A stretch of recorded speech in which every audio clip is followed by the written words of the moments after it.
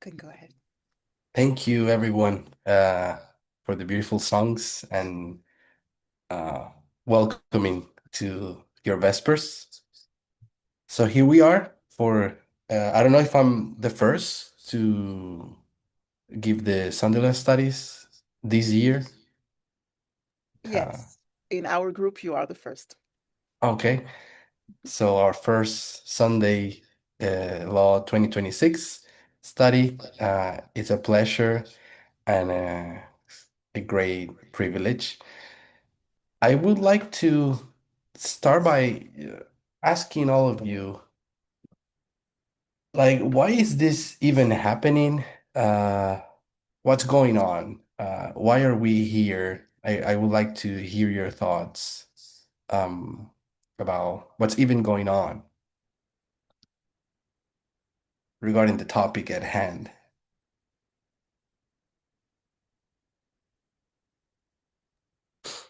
Well, there was a shift, and this is Katja. So there was a shift in our understanding of the Sunday law, and now we are to understand that the Sunday law is tied to an election cycle, and I think that there's still confusion into which date the Sunday law starts, like which is the pointing date, yeah, Okay. of the Sunday law, the beginning of it. And yeah, I'll let the other speaks. Yeah, who else have an idea or want to say what's going on?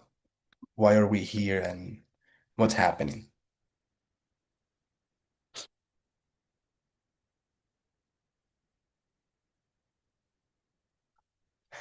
I'm actually interested to know or to hear people who might be actually making the same question. Like, why are we so fixated on this topic? Who doesn't fully, I don't know, understand why is this being talked so much?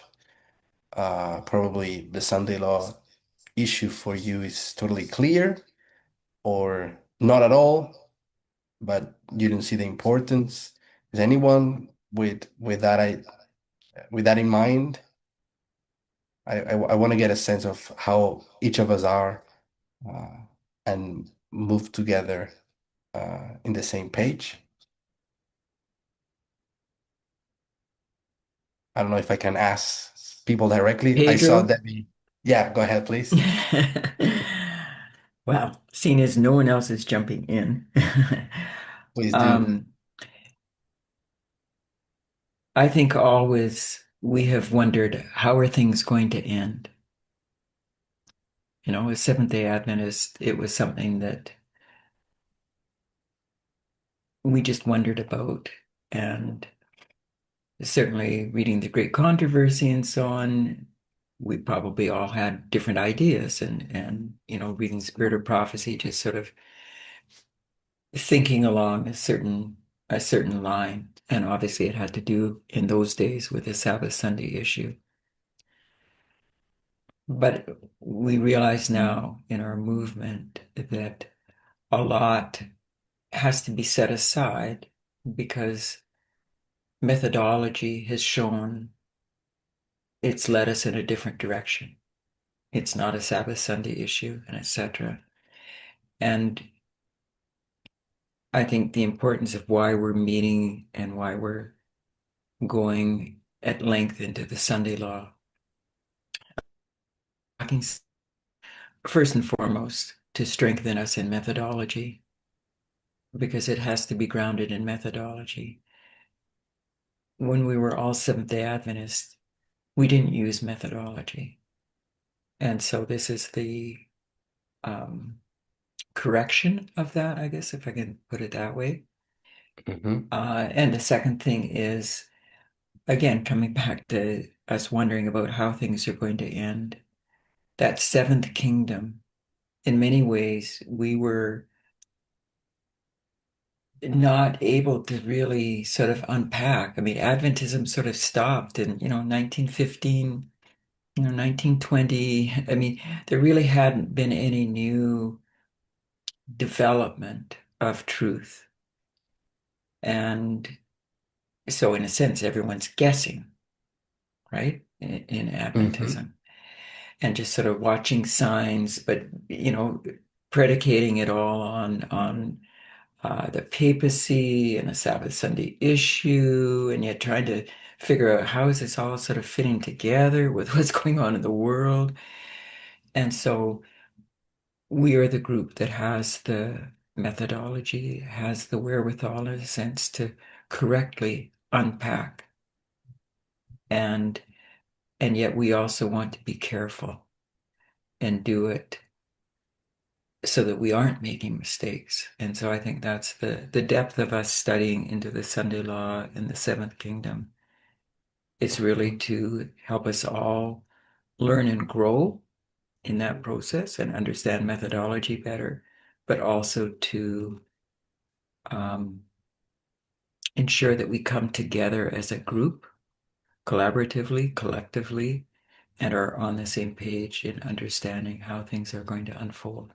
This dispensation will be reflected in the next dispensation just simply because the patterns repeat. And even though probation will have closed, we'll still have methodology to lean on to navigate even that next final dispensation before the second advent. Anyway, Thank you just for my that comment. thoughts. If I follow up with that and I ask you, well, let's take a little fractal of what you just said. The Adventist movement was this church raised by God, who had the most light. But you said at some point there was no more development of truth. You mentioned early 1900s, and then for over 100 years there was nothing.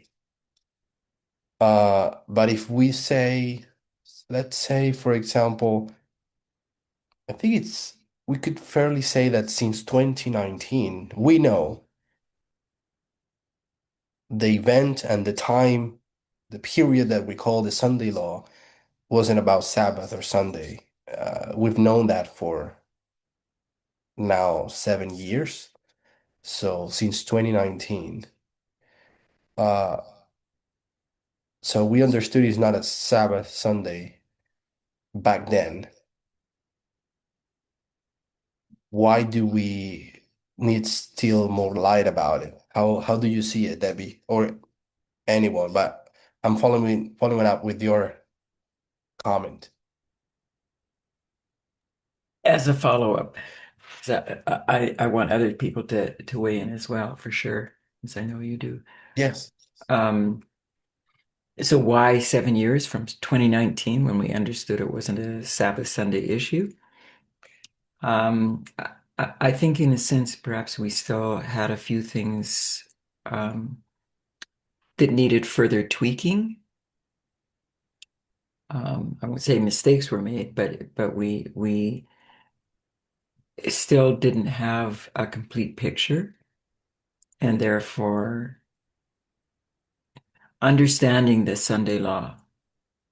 And we have continued using that phrase, even though it's not a Sabbath Sunday issue, but Okay. understanding the Sunday law and the whole timing of it and what it was surrounding, as Katya was saying. I mean, we came to understand that it had to do with the election cycle, but it's taken a group effort, if I can put it that way, and some of it has been, as I mentioned earlier, this carefulness to not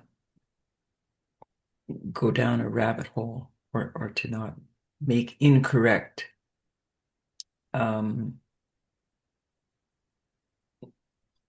decisions was the word that came to mind, but Yeah.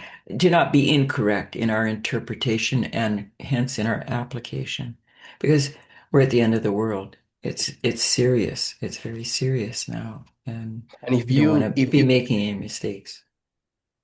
yeah, and if you could briefly say, even if it's just your personal view, uh, what do you understand then the Sunday law to be? at the stage that we are, according to the light that we have at this point, at this moment. Well, I believe the Sunday law was portrayed in a point in time, July 18th, 2024. But because it was the beginning of a dispensation leading up to close of probation, it also can be designated for the whole dispensation, the Sunday law dispensation as such. Mhm. And it incorporates some of those repeating patterns. I mean, that we're all familiar with, the unsealing of a message, the increase of knowledge, the formalization, the test, the Boston Concord Exeter, or rather shut door, I'll say, the Boston Concord Exeter test pattern, and that's it. It's pulling out all of the information that using methodology that is going to inform how we see each of those waymarks and compare and contrast it with, in essence, what's going on in the world so that proper application can be made. Not sure, Pedro, And if that answered your question. oh, it does. It does. I wanted to get to what aspect of what we've learned, and I will ask this to some of the other people, but what aspects of what we've learned gives you the most confidence that we are living in the Sunday Law dispensation and that it began in July 18, 2024?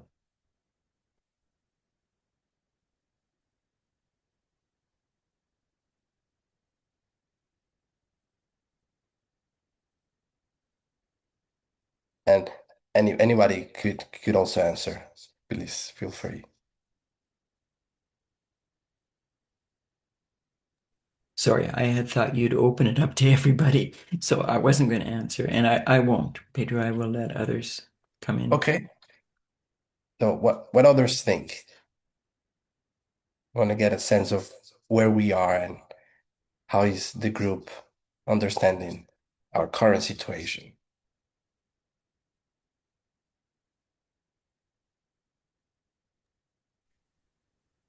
I will say that it has to do with the development of the Seventh Kingdom and understanding its rise, and also how the transition had occurred in between the sixth and the seventh, because in the other dispensation between 2018 to 2024, we were focused on external event, but we didn't. It was also a focus on, I would say, the personal. So understanding equality, understanding homosexuality and racism and things like that.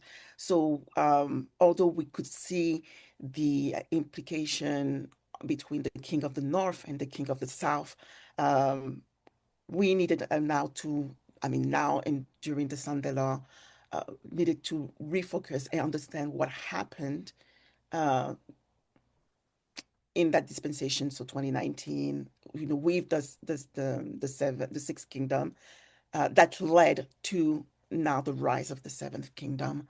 And I think that's probably why we are still trying to understand through Revelation 17, particularly, how this kingdom is developing its actions, and ultimately ultimately the fall. But right now, what we need to understand is, um, yeah, how did we get there, and what does it do? How does it operate? How this methodology and this ideology is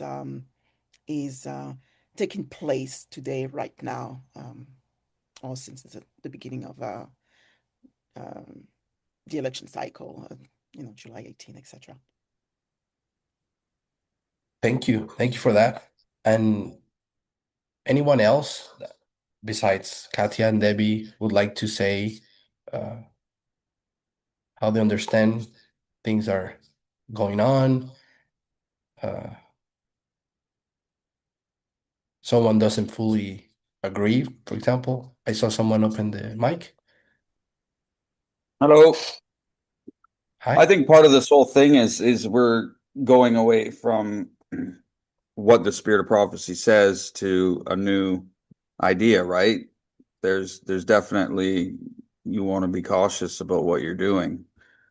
I mean, we've said things in the past that may or may not have been correct. And so I think there's a caution out there for getting it right. Okay. So I see at least this is the third time that something around cautiousness is brought up. I think what you're trying to say is that at least the movement is trying to be careful about how we arrive to conclusions, be sure that we're on the right track. That makes sense. Um, but I ask if July 18 was the Sunday law waymark for us. We of course know that we're talking about a waymark, but that waymark is the beginning of a period that we would also call the Sunday law period. Similar to what we do with the time of the end, we have a waymark for it, but we know it is the beginning of a period as well. July 18th has been around for some months even before the date. So it was taught that it was the Sunday law. The question would be, why wasn't it enough, at least for some people, including me? That study that we had, that prediction made by Elder Terry, why are we still talking about it and bringing up more stories to, I don't know, prove it? Um, why is significant that we didn't just say, okay, we believe 2018, sorry, it's July 18th because of QFMG. We also need to talk about what's happening in Revelation 17. Why does that matter? Why wasn't enough for some people?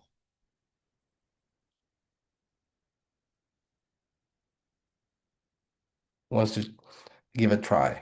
I could ask for people. I see Henry, Lucas, Todd Gore, Raymond. Hey Raymond, how you doing? I saw Raymond recently in Brazil. I think we have Annabelle, a lion.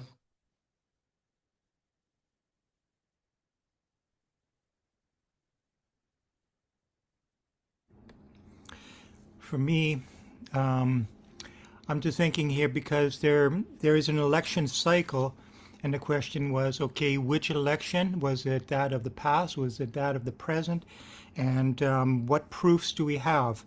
I mean, and this is one reason I really appreciated, the international camp because we had gone through several different proofs pointing it to one particular category or one particular time period.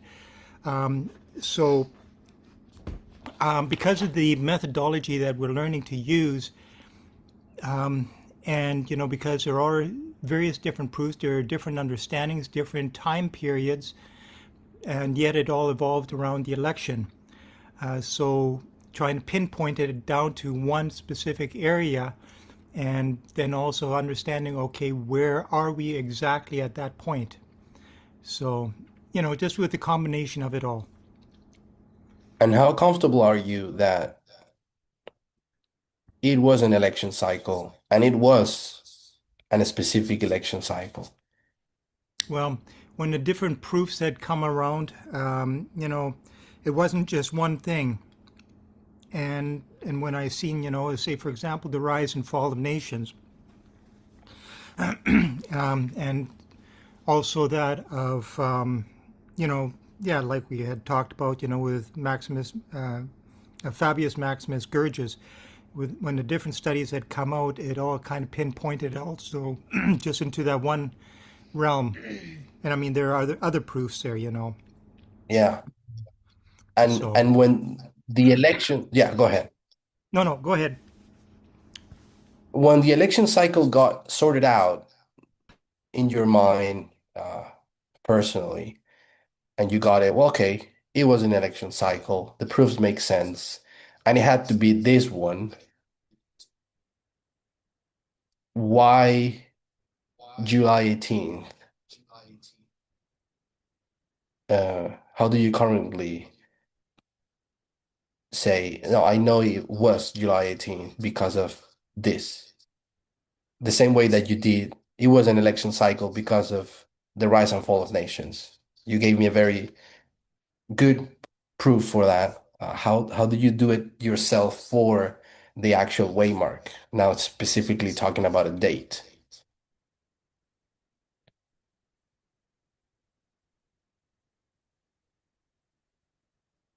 I don't mean to put anyone under the spotlight, but I I do prefer the interaction if that's okay. That one was for you, Henry. Um, yeah, that is putting me a little bit on the spot because I haven't been always the best at some of these different things until they started coming out, and I started, like I say, I started recognizing it also at the last camp meeting, right? More so than at any other time. So, international camp. So, Can I say something? Hi, Yeah. I'm on his. The characteristics of seeing that, how did Terry put it? R RNC or something with Trump.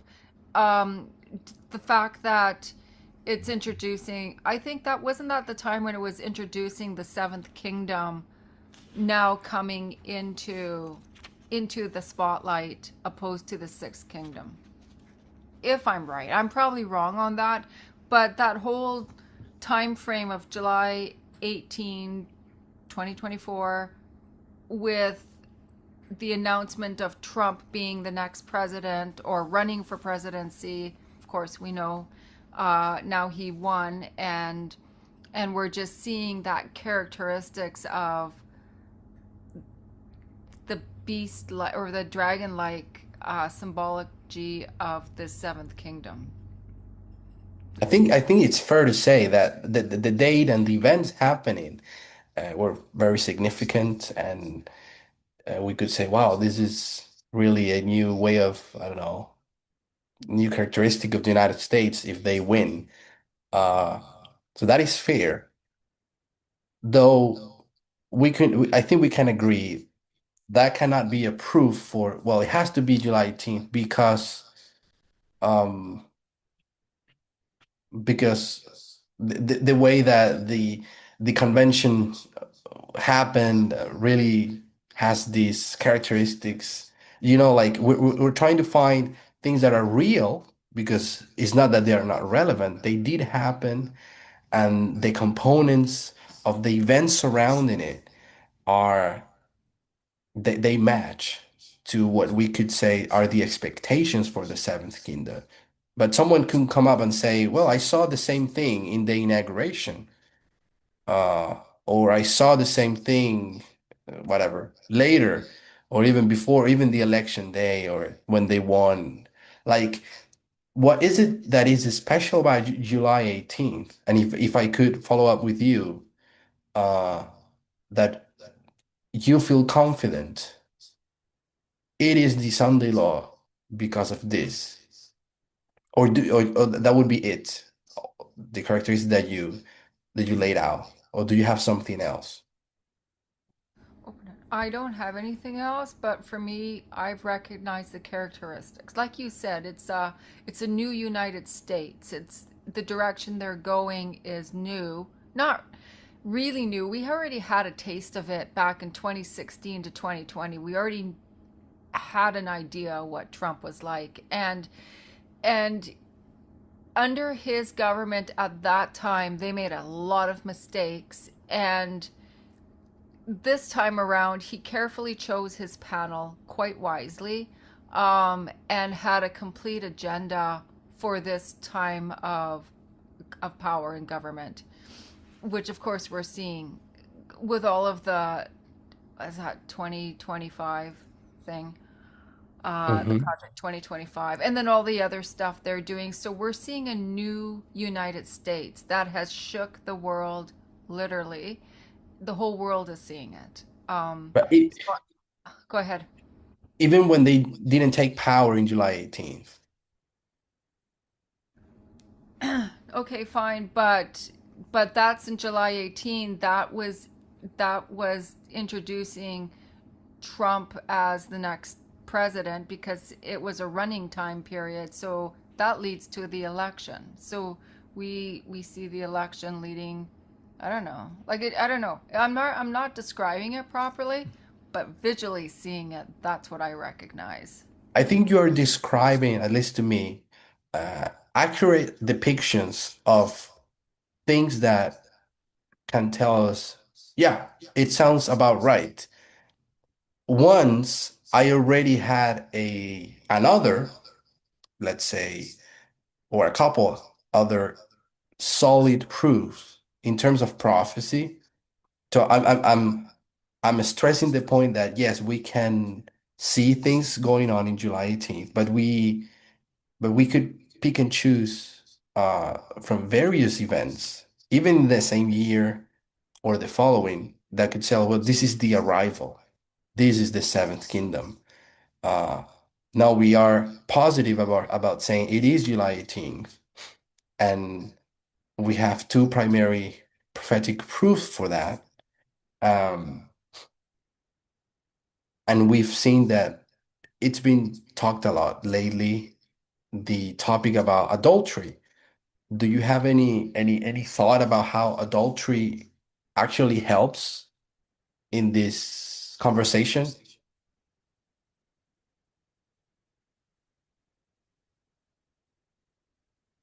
That one Um, was to you. Okay. you're, are Go you ahead. asking me or everybody? Because I haven't been keeping up on Parminder's adultery presentations.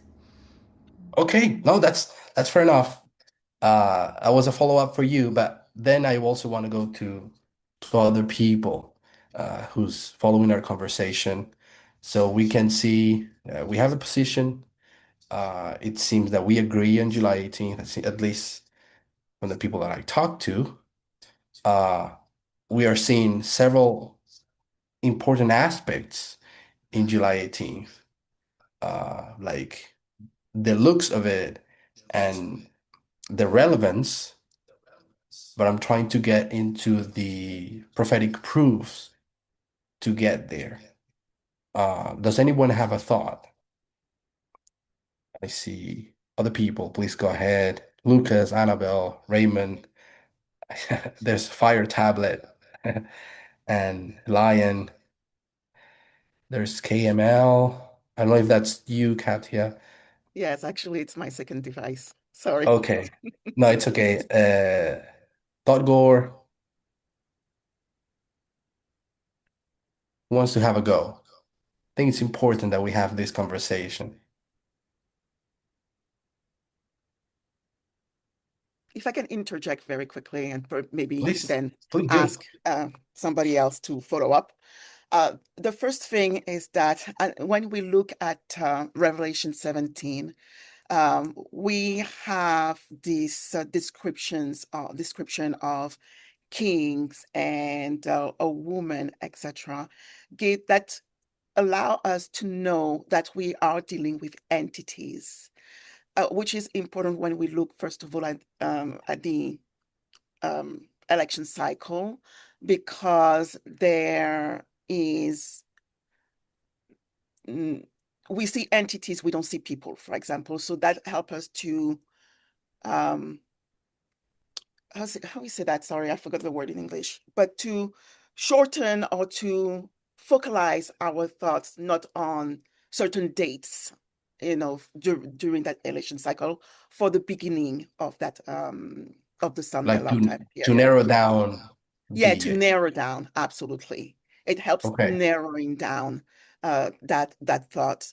And looking at continuing in Revelation 17 is understanding when this adultery occurs and what does it look like And this is when there were the studies about understanding what is the kings, what is a beast, what is a woman, and helping us to see that this when when do they start this adultery? Can it be done? Can it start before something, or should it start after the fact? Because when we speak of adultery, we see the action, but there is also that step before when we see that something is developing in the thoughts. So Okay. that help us to try to retrace or reconcile when we see the Trump administration, I mean, not Trump, but yeah, Trump having those thoughts and having access to the power before he can sit on the throne, so to speak. Yeah, but I can let somebody else speak. That's fine. Thank you for that. We're definitely gonna touch on the things that you mentioned. I don't know if anyone else wants to have a go, another comment or question.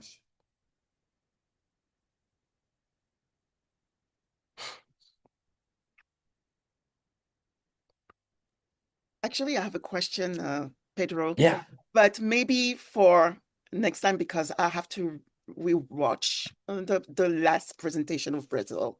So because if I understood from the last presentation when you guys were talking about adultery and fornication, is that what we take into account is the action and not the thought. So I wanted to see how we can reconcile that with Oh, Revelation 17, because in Revelation, if we take that proof for July 18, we are thinking of the thoughts being portrayed first, then the action. But in yeah. the last presentation, it was clear that adultery is the action. So just for later on, maybe if you can touch base on that, Well, if we have if we have time, time. opportunity, I would love to touch on that, which I find very interesting. So, what if before I start sharing my screen, I want us all to focus now and step back a little bit in terms of prophetic proofs. So, as has already been said, we had a view about the Sunday law that it's simply inherited from our Adventist background. That's all fine. Uh, we start developing our views and we get to the point where we understand prophetically and even historically that we're not going to have a Sunday law, that is not going to be a Sabbath Sunday issue, and that it might have even never be about Sunday and Sabbath. It's a separate issue. So we come to our time and we try to understand what is the Sunday law without having this Ellen White thinking about it. Because when we do, we always bring up we even call it Sunday law. So we always have this Sunday Sabbath controversy in our minds. And what I see beautifully happen, especially during the last 2 years, the discussions, the disagreements about the Sunday law. Uh, I guess most of you know I had a different position than Elder Terry, than most people. So during all those conversations, one of the beautiful things that I think developed is that we now can even define that thing that we call the Sunday law waymark in a completely different manner. Uh, than we have ever done before. And we would have a conversation with the Seventh-day Adventists about Sunday law, and we would say, oh, yeah, that's the point when the sixth kingdom died, or is left behind, and the seventh starts. Like, who could have ever said that before? How come the Sunday law, it's the transition point of two kingdoms? But when we look closely, well, it has to be the transition point between two kingdoms. It has to be the point when the current system that we were in, the current kingdom that was running the show, it's either conquered or destroyed or left behind or simply changed into something different. And now we are in a new phase of this nation that we call the United States, but prophetically it's actually a total different kingdom that we call the seventh. So I find that explanation in itself quite beautiful. And we could say that we were never completely blind about this. I'm talking about Seventh-day Adventists, even, because our favorite chapter for the Sunday law, who can tell us what's the favorite chapter about the Sunday law as a Seventh-day Adventist, where we would go to talk about it in Revelation?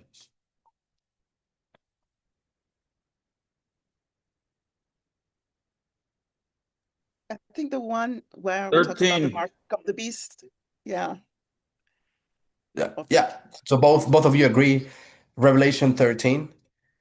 And that's exactly it. And that would be the favorite chapter of Ellen White. That would be the favorite chapter of any Adventist preacher who ever taught prophecy. Uh, and in the very chapter, it is said that something happens to this one single beast, but at the same time, it's portrayed in two different faces. When it is a lamb and then when it is a dragon. And we have quotes. We would use Ellen White, and when it speaks as a dragon, it's because it entered into its, ugly face. And now we can say, well, we are living under the Sunday law dispensation. So we even have that imagery about a kingdom that goes through a transition. Something happens, either it mutated or something happened to this kingdom, to this nation. So we have it in Revelation 13. But we go further than that because we are not regular Adventists. We are the final movement. And the same as Adventists in 1840, who had a favorite chapter in the book of Daniel. That favorite chapter, the one that they would speak the most was chapter 8, and then 8:14, and the 2300 days, etc. We also had as favorite chapter that we would talk the most, specifically chapter 11, beginning verse 40. So even in verse 40, especially verse 41, which we've always understood as being the Sunday law, verse 41, the moment when this entity called the King of the North conquers the glorious land. So even if we only take these two things that we've known for ages now, one, Revelation 13, which is a beast that changes from something uh, that seems positive, peaceful, and good, just to simplify it, the lamb, something happens to it and it turns into a dragon, we already there see there has to be something about a transition. So we pick the word transition. Now we must reconcile this with Daniel 11:41, where there's no transition talked about. Nothing that can tell us, well, this was one thing in one time, and then later it became something else. That's Revelation 13 imagery. When we go to Daniel 11:41, we see, no, this is actually a kingdom conquering another, because that's the topic of Daniel 11, kingdoms that conquer another, especially the north and the south conquering each other. So we have to reconcile what is happening in between our thinking of Revelation 13, which is the changing of this nation, of this beast, from lamb to dragon. But then in a other favorite place to talk about the Sunday law is actually the conquering. So how is this conquering happening? If we reconcile it at a simple level, we have to accept, I'm going to use bad words, but it would be this nation, or, this nation's conquer itself. Something has to happen within the same nation, no external entity needed. Because in Revelation 13, it says that it turns from a lamb to a dragon. No external thing going on, no external interference. It just becomes a dragon. But then we go to Daniel 11:41, and it says that the king of the north conquers the glorious land. And we know the glorious land to be the lamb. And we know the king of the north to be, or at least I think we thought we knew, but we know it has to be this dragon conquers the lamb. And I'm mixing the symbols. It doesn't make any sense. It's actually illegal to do that, because that's what parables are for, to keep them separate. This is explaining this with this imagery, and this is explaining the other thing with this imagery, but it's both talking about the same thing. So a nation that conquered itself. But now we see the news, and I think Alison was saying, well, we can see this is the new United States that Trump is bringing up about. This is totally a new nation. And now the narrative actually makes sense. Yes, something internal in the United States conquered the United States and turned it into a different thing. And now our symbols and our prophecies start to make sense. Both the imagery of Daniel 11:41 and Revelation 13. Did I make everything more confusing, or someone has a question or even a comment so far?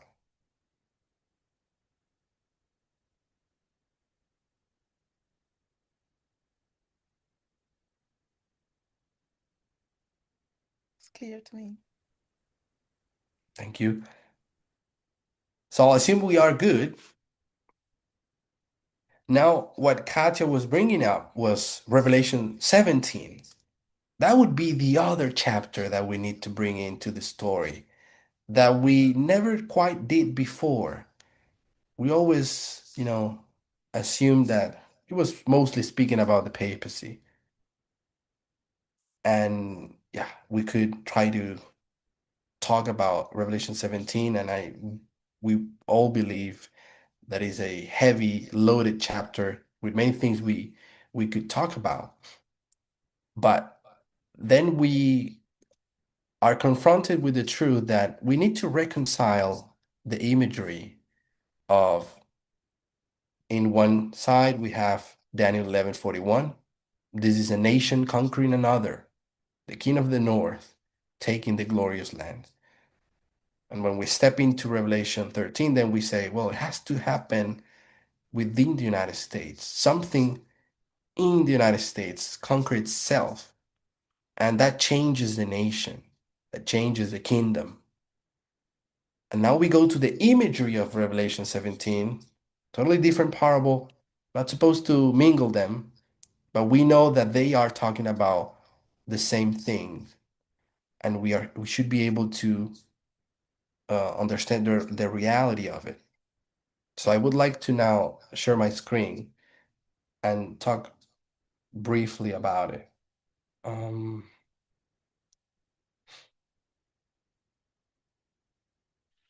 One second.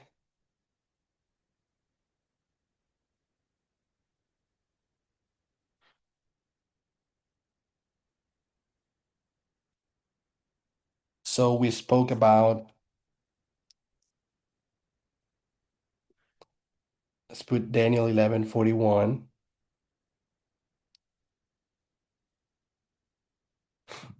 This is King of the North conquering the glorious land. So we have to see a conquering going on in the Sunday law. Then we have Revelation 13. We could say that Revelation 13 clearly places a transition point, which is from a lamb to a dragon. So we have the dragon. And what we now, as movement, could explain to people in simple terms what the Sunday law is simply the point of this transition. We understand the transition is complex, there's more stories to it, we need more parables to explain it, but it is the transition point. And then if we look back to 1141, they would say, well, the Sunday law is the moment when this king of the north conquers the United States, conquers the glorious land. And I think we can easily see that both parables are useful, they are giving us light, but they're not good to tell us what is the specific point in time. We cannot simply say, yeah, the Sunday law is when the United States becomes really bad, like really, really bad. Someone could say, oh yeah, I saw that in 1991. And someone could ask, well, why? Well, the United States is so unilateral now, and they seem to want to take control of the world, and Bush is a bad person. I don't know. We know that Lamb Dragon, this transition point is not helpful enough at all to tell us when is that moment. When can we really say that this is happening? And that applies to 1141. But then we go to Revelation 17, and I'm mixing parables who I cannot directly place one upon the other. But what we've understood so far, so this is key, is that we are saying what we call the lamb, it's what in Revelation 17 we call the six. And what we call the dragon will now be the seventh. Sixth, seventh head, sixth, seventh kingdom. And then we quickly realize that Revelation 17 is more complex than the previous two, just by the fact that it has so many entities and symbols. And we asked ourselves, are we saying that the lamb is good? And in simple terms, yes, we are. We're saying good in this side, and then and then bad on the other side. So we have good and bad. And we say, well, something was good before 1141. And what is it? The good thing is that the glorious land is still glorious, hasn't been conquered.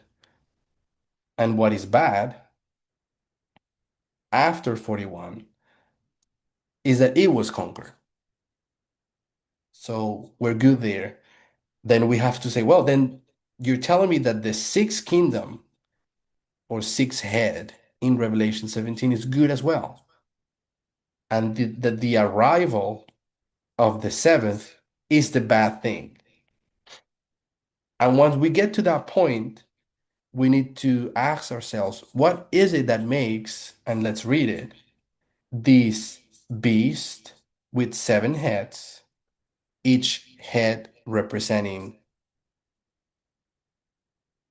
a dispensation, of these bad kingdoms, how can it be that the six is like the good among the seven kingdoms? We could quickly, yeah, we don't even have to read it. I think we all understand the imagery. I don't want to spend time with reading long verses, but we understand that there's seven heads. They're all in the beast. That is a bad, evil symbol. But if we're being consistent with the two understanding of the Sunday law that I'm laying out, which is Revelation 13 and Daniel 11:41, we can clearly see, well, the six has to be good, has to be a good moment. And this is completely not new for us. We could say, yes, that's the lamb. So the lamb has to be the six. Now we need to explain, what is it that makes the six good? What do you all think? What makes the six good? Using only terminology found in Revelation 17. We need to explain in this chapter, how is it that the six is good? What's good about it? I got a question here. When we're Yeah, talking about the lamb, are we talking about the lamb as far as, okay, an entity with theocracy, or how are we looking at it? entity with a theocracy.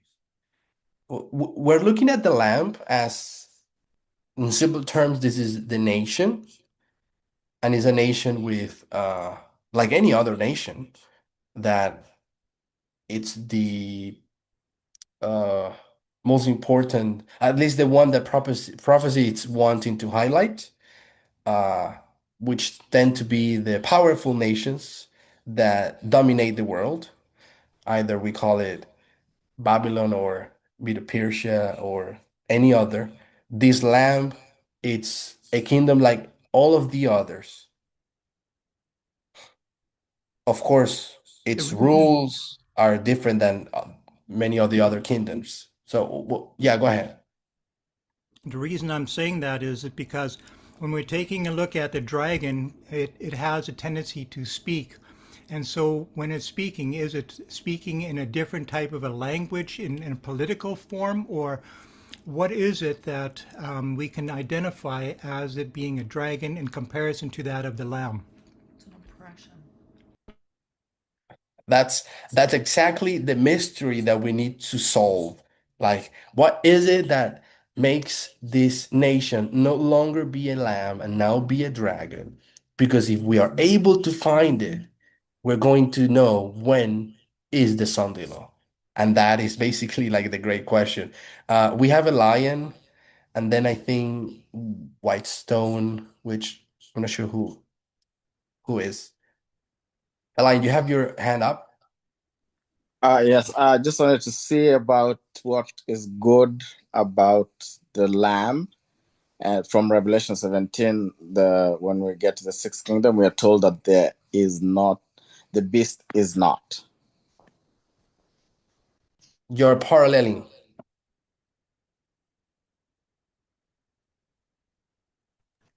I think what the lion just said is, if I complete a little bit of this line here, it's saying that before the sixth, obviously, there's a fifth. And these are the last three, because there's only seven heads. And it is said, and I could put here fourth, third, second, and first. They're all behind in the past. And the chapter 17, in beginning with verse 8, it says that it wasn't.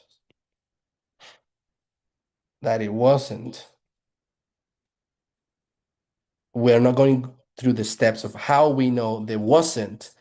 That tense is applied to the six, and it will be, this only can be the last, which is the seventh. It will be again. So it wasn't for a certain period, and then it will be again. And this moment when it is not, I think is what Elian is saying. Well, that's how we prove the 6 is good, because it's the only moment in the whole chapter that it says something was for so long, then there's a period that is not, but sadly it will be again. And that wasn't is the 6. Yet we still don't know what is the element that makes the 6 to not be, if that makes any sense. Someone under the Whitestone Foundation, you want to say something? Sorry, I don't know your name. You can let It's me know. Trevor Trevor. Pedro. Sorry, And I'll Alien fix that. is Douglas speaking. But go ahead, Trevor. Okay. Once you put me in second there, I was thinking about it, and my answer was actually from Revelation 13, not from 17. So I don't know if it applies for what you're saying. So you wanted to say why in Revelation 13 the lamb is good? Correct. Okay. But if you're not looking for that, then I won't take you off track. I mean, you will be adding to proof that the lamb is good. Of course, the actual animal that is chosen in the prophecy already tells us, well, it has to be good. And then this is like this smoking gun that tells us, oh, so in Revelation 17, there has to be among the 7 kingdoms, something has to be good. So that's the direction that I want to go, which is, well, how in Revelation 17 we know the 6 is good? The lion gives us, well, it's because it is the kingdom. Without going through the steps how we do this, is not very complex. We can see, well, the present.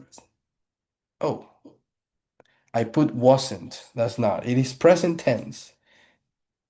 Is not. The present tense that says it is not in Revelation 17, it's the 6. And the will be is the 7th. So that gives us a proof. Well, okay. What does it mean that it is not? I could assume that it is not bad, but we don't really have that. So I'm trying to find what else do we have in Revelation 17 that tells us the 6 is not bad, because what would be the reason? And this is where you all bring something. What is it that makes the 6 not bad using only Revelation 17?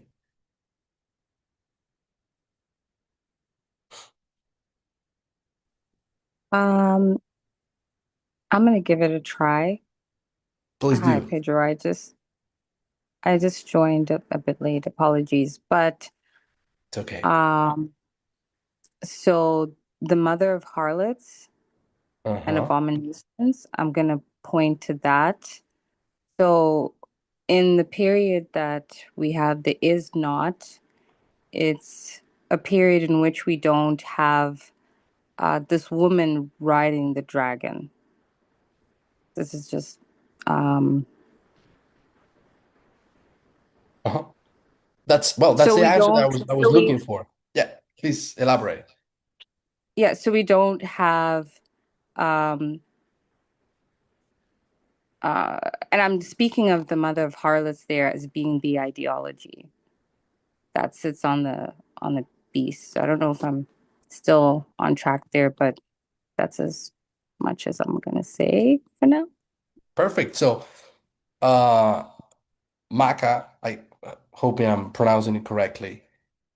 You're saying that what will end up defining, helping us to find out what makes the 6 not to be bad has to do with the woman.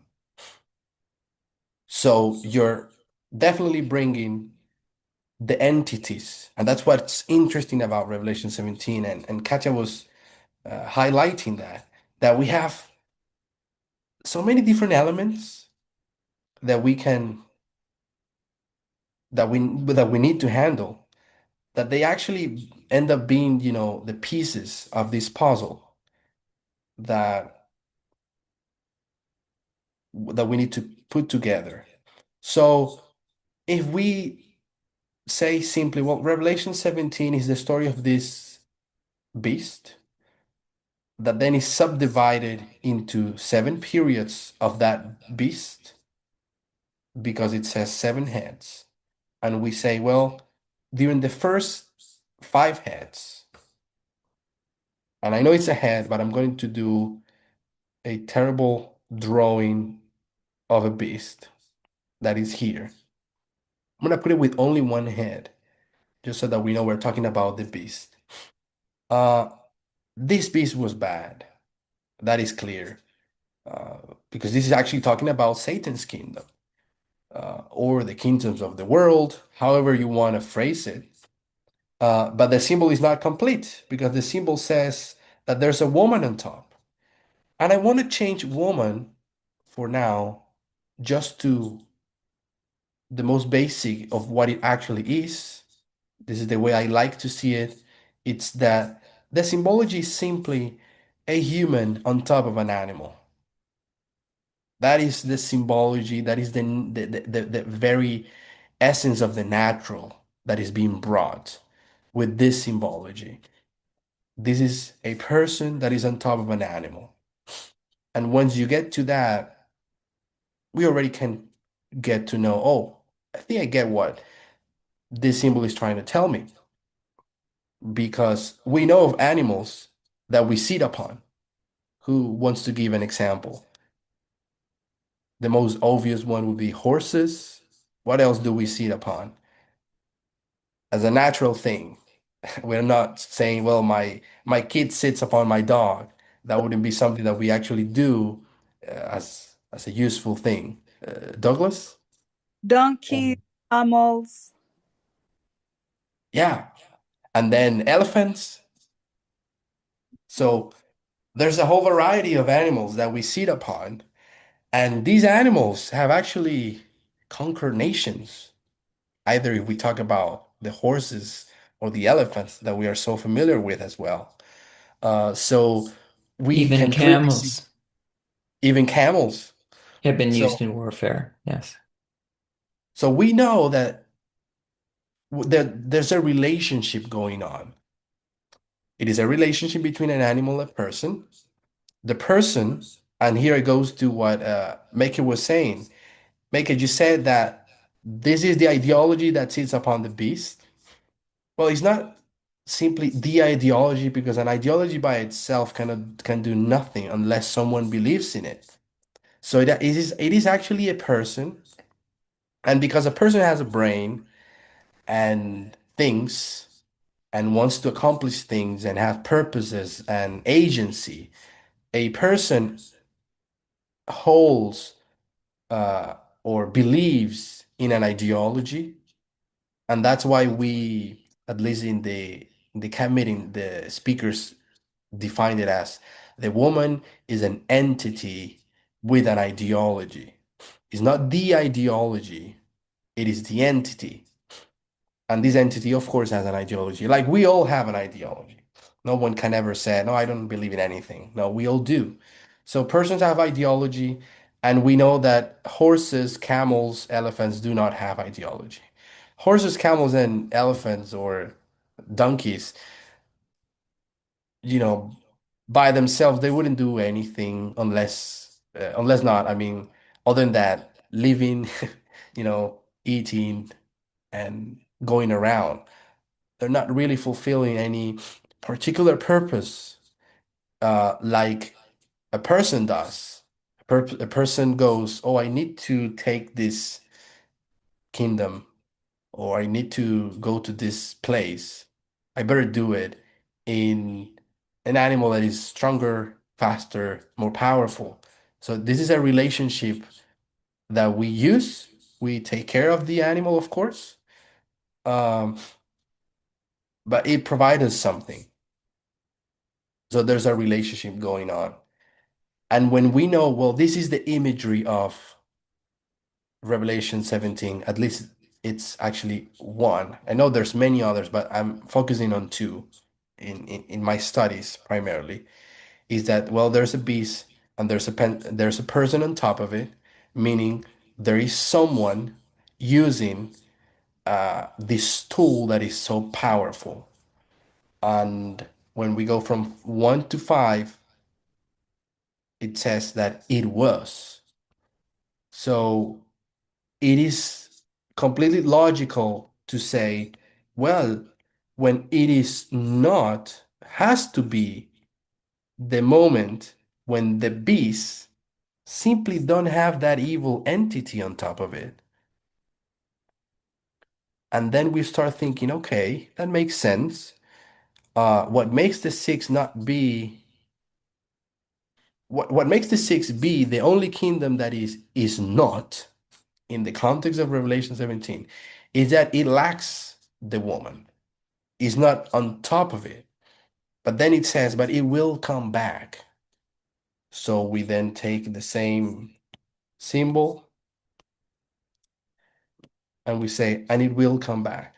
And that's the moment when we say, okay, I get it. Remember where we were here?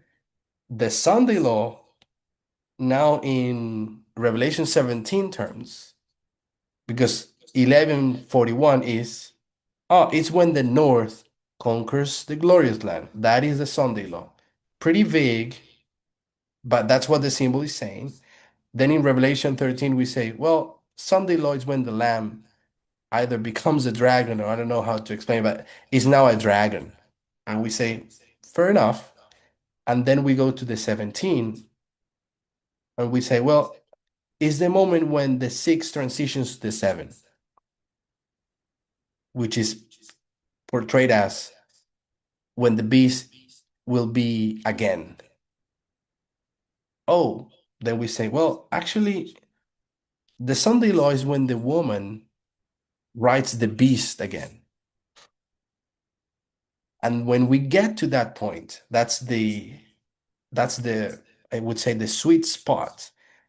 It's like, okay, we have a beast and we have a woman. At some point, the beast is not with the woman, and then the woman comes back, sits upon it, and ride it again. I definitely need to know what the beast is, what the woman is, and I might just be able to say when it came back. Are you all following me so far? Any comment that any of you want to say, just or comment or question?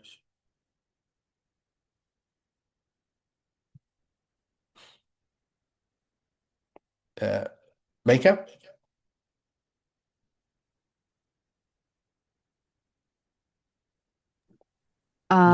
Yes, I was just looking in my Bible. So, if I understand correctly, the the point at which the change occurs, we're talking about the lamb-like beast when it begins to speak like a dragon. Is that the transition? Yeah, that would be the way that at least we mostly understood it. Like there's a point in time that this lamb now starts speaking like a dragon.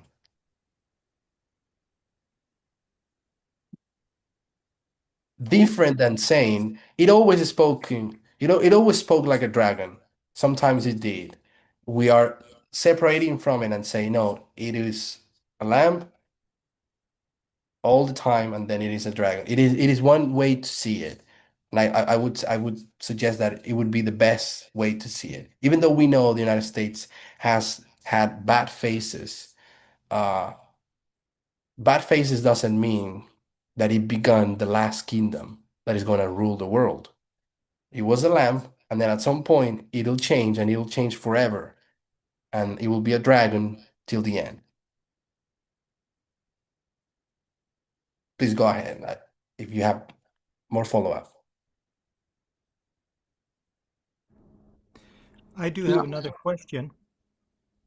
Oh, just want to make sure that Maka? Maka finish her question or comment.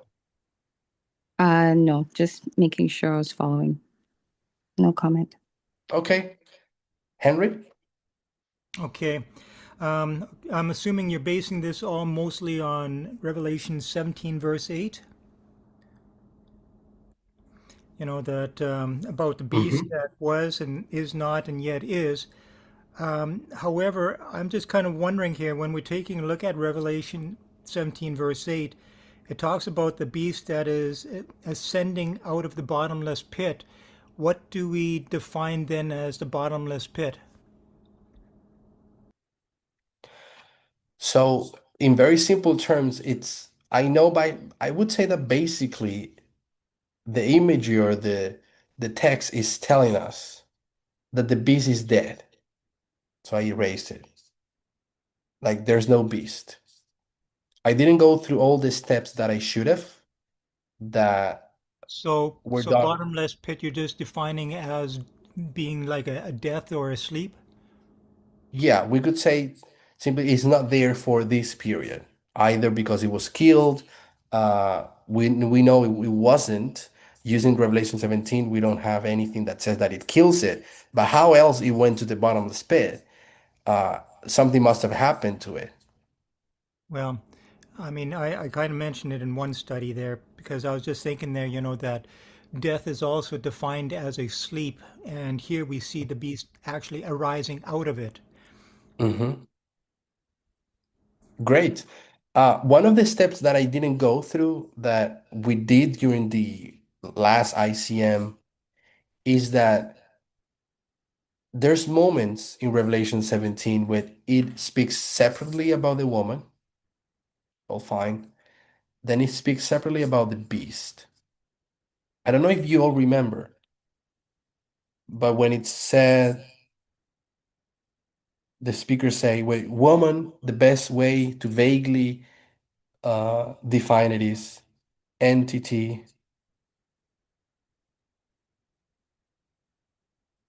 with an ideology. And then when they want to define beast, do you all remember what they said?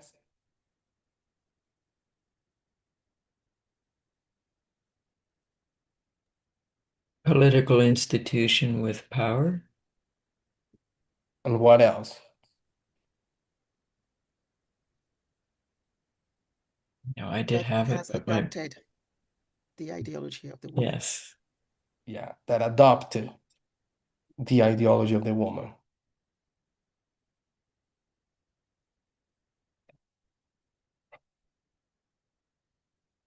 So it adopted the ideology of the woman. Why we know this?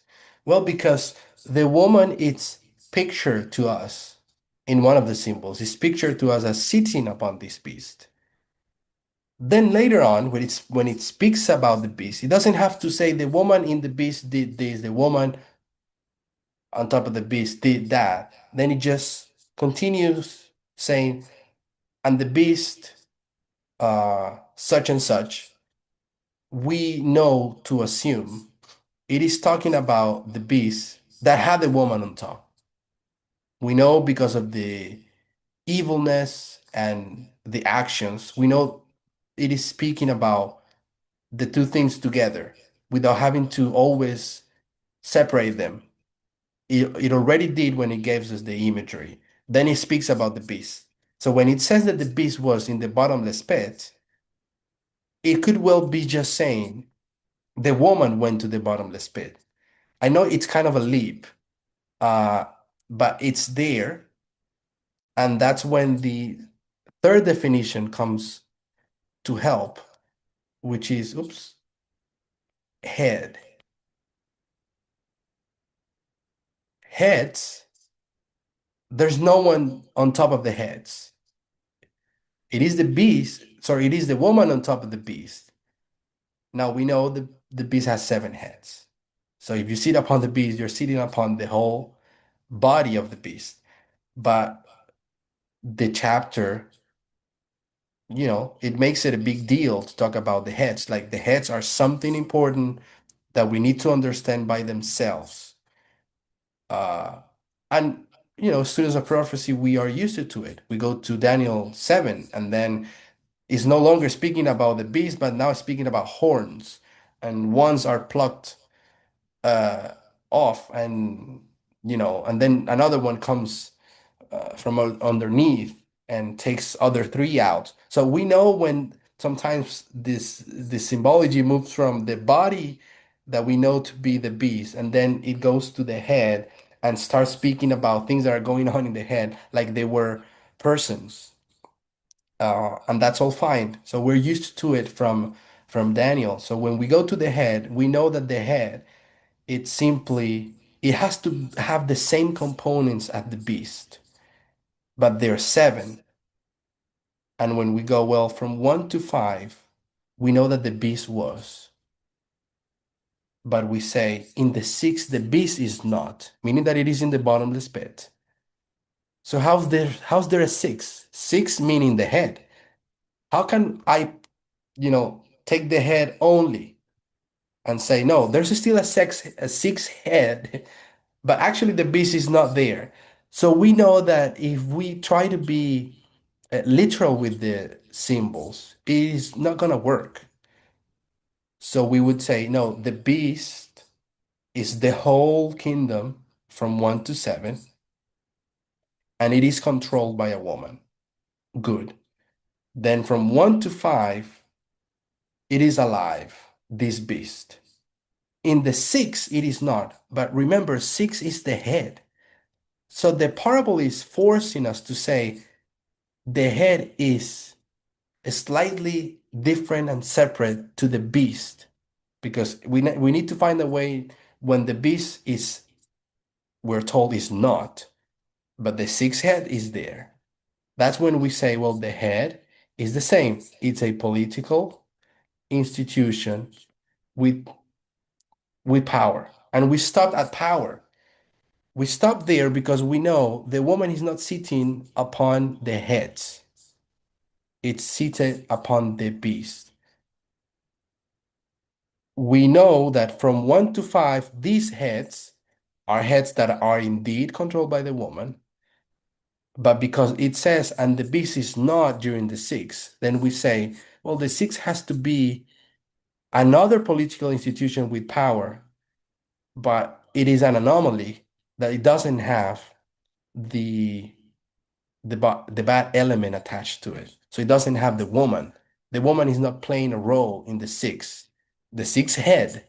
So we could say, well, it is the head without the ideology of the woman. Are we so far? I think someone raised their hand. Was it you, Micah? Henry? Oh, Yeah, yeah, go ahead. sorry. So I think I shared the Bible references for what the symbols were last week, and the beast and the head were synonymous. You mentioned Daniel and all the other places. So a beast is a political power and a head is a political power. And we've spoken about one woman. I'm curious if we're going in a direction where we're going to speak about the other woman when we're talking about this political power that exists in the sixth kingdom. So not that the head doesn't have an ideology, it just has a different one. I'm curious if that's where we're going with this. So because it's a lamb, and that's a symbol of Christ, I'm just curious, is that where we're going? For a time, we might not be able to get there or to get there in length. But it's good that you brought it up. I guess the others know that, at least I've heard that we're saying as well that, well, it's not that there wasn't like nobody. It's just that the bad woman wasn't there, which is a good thing. But without, going there yet, we at least, Micah, we need to understand that we know that there's no good woman in Revelation 17, like at all, but that we are students of prophecy, being able to connect, the dots, understand all the prophecies, use methodology correctly, and then extracting or kind of like inserting something that is actually not there and still be correct to say, yeah, the head cannot be without ideology in itself. It had to have someone with an ideology running it. That's when the good woman symbol comes along. But we're not there yet. I think, Debbie, you also raised your hand. Just want to say that the time is up. So after Debbie, we can close and then have a little break and come back. Okay, sounds good. Well, and Pedro, what you were just saying, that was part of what I was going to ask about. So I'll leave it there and perhaps Okay, that's fine. allow it's sort of what I was thinking of a little bit as well before Maka was saying what she said. In the sixth, really, there's a head there, Yeah. and it doesn't become a beast until the woman is riding on it. So the head is there. That is, like I said, I mean, the political institution with power, but there's no woman riding on it, or with what you were just saying, actually, it would be that there's a good woman on it. Like, as you say, it's going to have an ideology. Yeah, we'll have to go through the But it steps. transitions, as Elder Parminder was showing us. I mean, they can start out good, but it always sort of goes bad. Like That's the even an woman, even deeper whichever layer. well, that's it. Yeah. No. Okay. So I'll leave it there. Sorry. No, it's fine. But it's good that you're bringing all those things. So we stop? Yes, we stop and we will take back in 10 Okay. minutes. Can Perfect. pray and then, yeah. So should I pray? Okay. Dear Lord, we thank you so much for the opportunity of studying together, trying to understand the truth that we have been given so graciously. Please bless us and continue being with us. In the name of Jesus, we pray. Amen.